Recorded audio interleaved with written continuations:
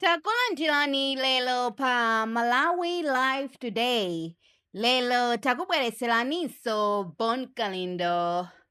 Osaiwala kubanga like ndi subscribe pa channel ya Malawi Live Today.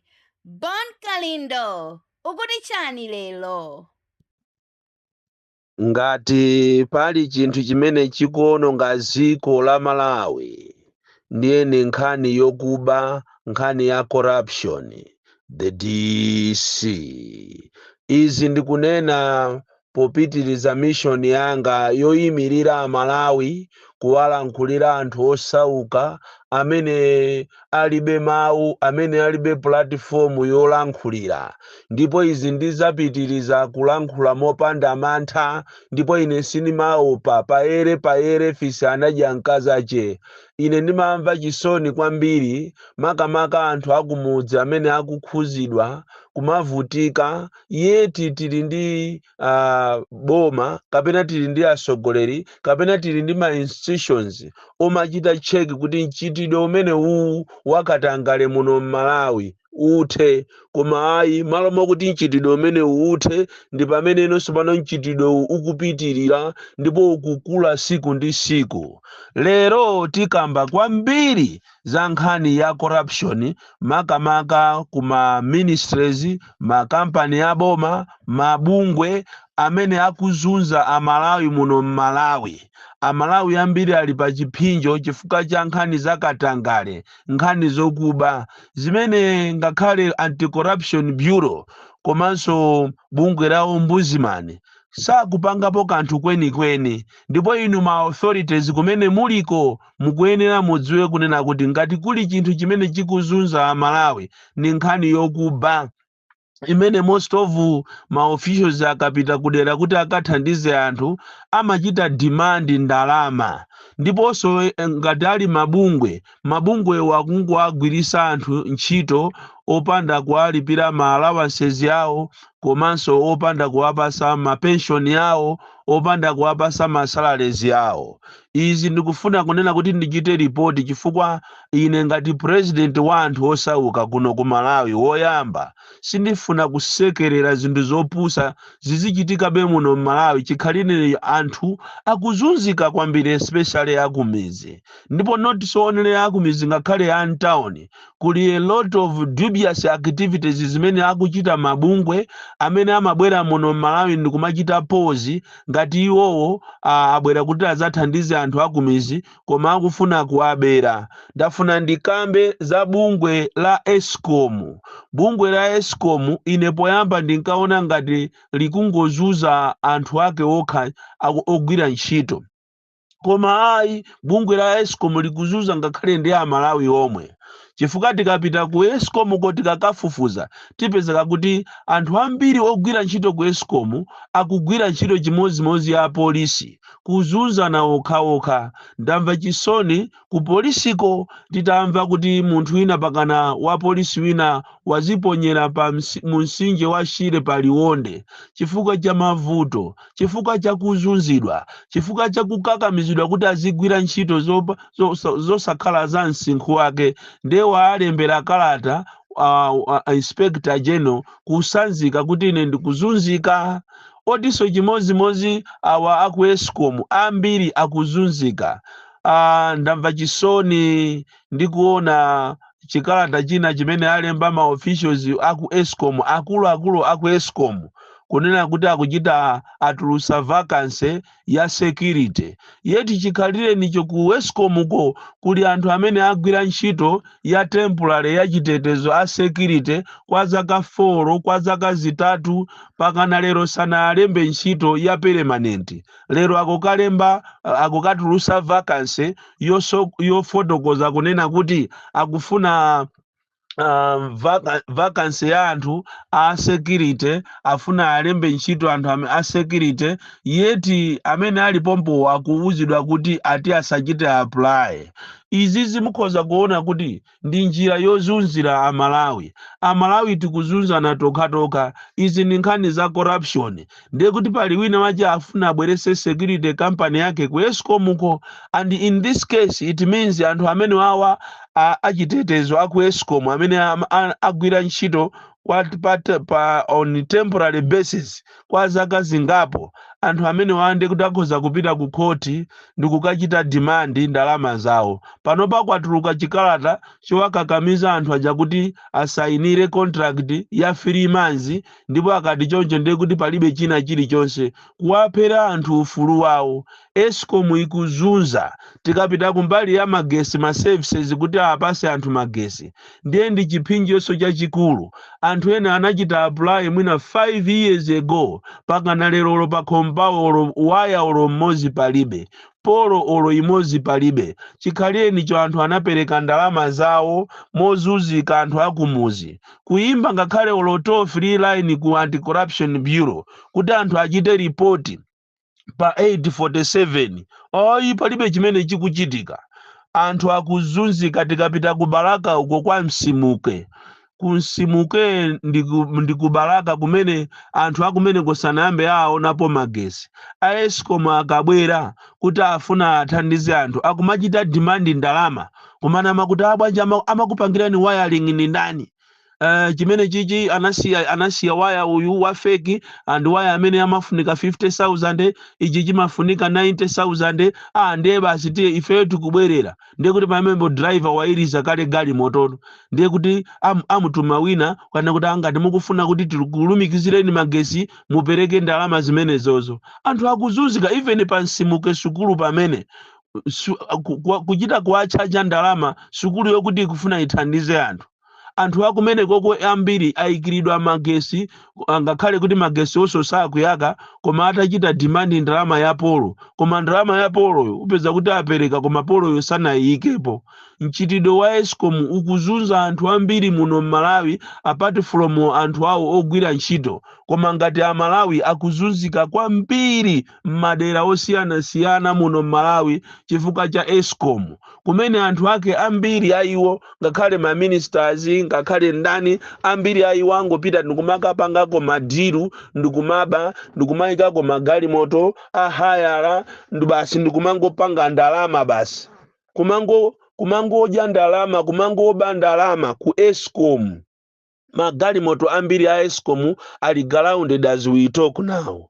Tikapita kubangula uko magesi anazima kale kole kubangula, palibe amene akuganiziraso kuti kodi magesi kuno azayaka. Michini yambiri mukapita musalimamu inaima, ma trading center ngati kukanyenyeva kulibeko magesi. Magesi chizimire ni mwezi watha, ngatiso isali mezi iwiri umangomva kuti tibwera.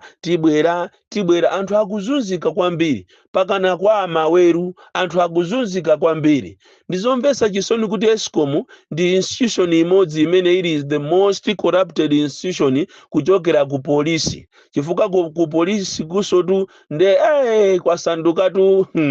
kwasandukatu ngati makhoti tu. Ukapita chakwa ukuwaliranji kugirime uko, polisi imachita kuzaza kuchokera 8 koloko pakana madzulo ati basi kumachita resolve ma issues cholinga azingolandira ndalama.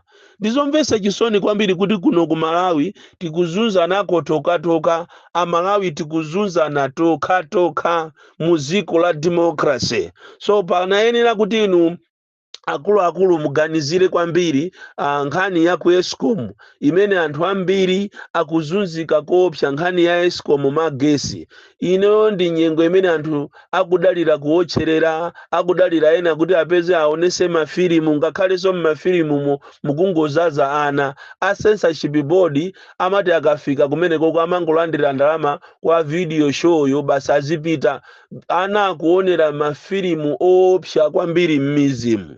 so kairoso mukulola kuti filimu yabwinobwino mmene ilili ngati ya Rambo ija ndikukayitembenuza kuyisiya muchichewa. And I don't know kuti kodi generation yathu izaphunzira chani, chifukwa zimene zomasulira muchichewa zija ndizonama zokhazokha. Anthu umamuona munthu wanzeru ndithu kukalowa mu video show kumakamvera mwati filimu ya chichewa, koma filimu yoyonama zimene akunena muchizungu ndizi muchichewa zosiyana zokhazokha. Ife we are a sick nation. My authorities that they are just sleeping on their jobs. They are not doing anything to uplift the lives of Malawians. Ndizomvesa chisoni kudeko mmakondwera mukamataira anthu chimanga basi nde kumanena kuti boma ndilo mweri mmene mwapangira last week ija pa ujeni apa pa Kamuzu Stadium kuchitaya chimanga anthu ndikumakang'anirana chimanga patara ndiye mmakondwera choncho mkamati choncho ndiye muzimuyimbira Chakwera ndikumamuza kuti koma bwana anthu akukukondani kwambiri bwana inuyo you deserve second term. Omwe aja ankanena pakati apo kuti tapitani musika wa ujeniwo mukaone ngati mukakanena kuti Chakwera woye mukaone ngati simuphedwa. Mupite kusika wa kulilongwe mukanena kuti Chakwera woyo omwe aja ndi amene akuchita repeat solero kumanena kuti he deserve second term. Koma ndalama ndalama andi pakufunikira iwe Samukawale, Minister of Agriculture, uchite check nyumba yako, otherwise you be the worst minister ever. Chifukwa tukumalayi kuno tikanena kumbali ya maminister kapena maministers ndiye mwina anthu akanangotenga wonse ndingompasa vitumbiko mumbatu chifukwa mwana amene ujayo chikugwira ntchito yotamandika. And sindikudziwa kuti kodi all these years anali kuti mwina tunde amene akana kupulumusira ni ziko limene lakupulumukali lakupulumuka ntuzikoli koma vitumbiko mumba akugwira ntchito. So ku Adimaki kuzela ku Minister of Agriculture Adimaki asanduka nsampa somano okuti anthu aziferako. Adimaki pakali panopa yasanduka dera limene anthu unonso pano sakupita kukagula chimanga iya koma akupita kuti azikazunzika. Azimayi ndi ana akumagona m'Adimaki. So Kairo amene akugulisa akuyang'anira m'Adimakiwo akungolola mavenda kuti azigula chimanga. Anthu amene ali osauka sakugula chimangacho. Chimanga anachisiya tinganene kuti ndi 40,000. Lero chimanga akuchigulisa 60, akuchigulisa thumba lija 50 chakuti 1,000. Kodi munthu wakumuzi angachipeze bwanji? Tapitani kunzimba ku Eswatini mukaone zimene zikuchitika kumene koko. Adimaki aja akulu aku Adimaki akumalowesa magalimoto usiku ndikugulira chimanga ndi mavenda kuchigulisa chimanga ndikumapita. Tapitani kudeza ku Kasumbu kwa Kasumbu mukaone zimene zikuchitika kumene koko kukuchitika zachinyengo koopsa. Tapitani muzomba mweni muzomba uku kwaseguka tu ati ngodi okumba ati golide misinje yose ya muzomba. Koma inu ife ndife anthu olozedwa kwambiri. Mafumu alikonko, ameya alikonko, koma misinje ya zomba mukapita cha musazi umu mukaona ikukumbidwa misinje mtauni muja anthu tikunena pano alawira akuyikumba misinje ija. Yeti anthu ena olikonda ziko lawo azala mitengo koma mitengo ija ikuzulidwa ati anthu akusakasaka golide. Kodi tukuzomba ndikodabwisatu kwa basi kuzomba nduku kwa sanduka sopano koma ononga ati mitengo. Lero mukadikira kuti ife tinene kuti mitengo ikudulidwa zaka zonse zilakhala kunena koma palibe amene amamva. Kuzomba kuli phwando la mitengo. Ati kwafusa apolisi amanena kuti tikudikira kaye funding atipase ukafusa forest tikudikira funding koma yeti akugulisa mitengo yo ndi iwowo. Kodi mitengo itu akugulisa ndi a forest komanso abomatu. Ma ministers are involved in this practice. So mukapita kuzomba kuli chitidwe woopsa kwambiri ku Adimaki anthu akugula chimanga mozunzika mavenda ndi amene akugula. Kumachinga ndiye jere kumachinga. Amata inu mulibe ntchito inu munalemera kale ndi inu mtundu wabakiri muluzi inuyo. Anthu akuzunzika kwambiri kumachinga. Kubangula kono kumene kulibe magesi konde Adimaki onde ayiwalike. olo ni mazi amene kubangula kulibe mazi. Chithangi chimene akufuna kumanga ati cha mazicho anachiyamba 6 years ago. Pakana lero palibe chimene chikuchitika kubangula kumene koko. Ndizomvesa chisoni kopsa, ndizomvesa chisoni kuti m'Malawi munomo muli mabungwe, muli mabungwe osiyana-siyana amene amabwera ndi mtima ofuna kumathandiza koma akufuna kumaabera anthu. Lina ndi la Project Hope. Project Hope kumachinga iyabera azimayi ochokera ku Nayuchi, ochokera mbali ya Namwera, ochokera ku Ntaja, kumanamiza kuti bwerani kuliwonde, ku Zest Hotel, bwerani ku Sun Hotel, muzapanga workshop. Akulu akumene koko aku Project Hope uyo tikufuna inu a Project Hope ku Blantyre kuna Miwawa muziwe zimezi kuti anthu anu amene munawasiya kuti aziyendesa Project Hope kumachinga abandalama za nkhani kuwasayinisa anthu pa ma allowance sheet koma ma allowance aja osawapasa. Kuwapasa anthu kuwasayinisa mapepala oyambira ntchito koma ntchito zija basi ndikuwachosa mwachinyengo osawapasa ndalama zawo. Izizi ndikufuna ndikuwuzeni inu a Project Hope mayina tili nawo, ndipo ngati simuchita address vuto limene lili tiulula mayina onse ama officials, ma officers, ma ambassadors atikhala mmachulana choncho amene abandalama kumachinga kuabera azimayi amene amayenda maulendo ochokera kutali ndi ma transport yawo kubwera ku Zest, kubwera ku Sun Lodge Hotel koma osawapasa ndalama zawo.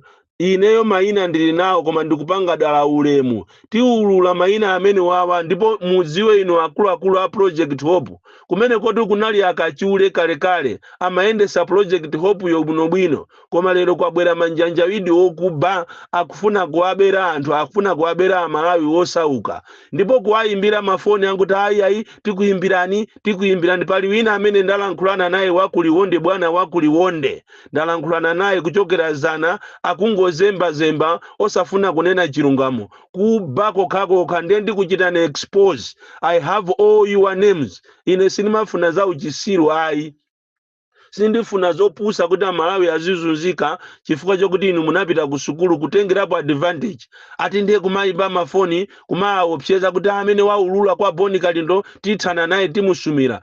Mundisumire ineyo musasumire azimayi osaukayi ochokera ku Nayuchi, ochokera ku Namwera, ochokera malo osiyana-siyana kumayuza ma transport yawo ena anaononga ma transport ma workshop amene maita nawo opambanira 100,000 koma lero kuwasayinisa inu ndikutenga ndalama zija ndikuzidya.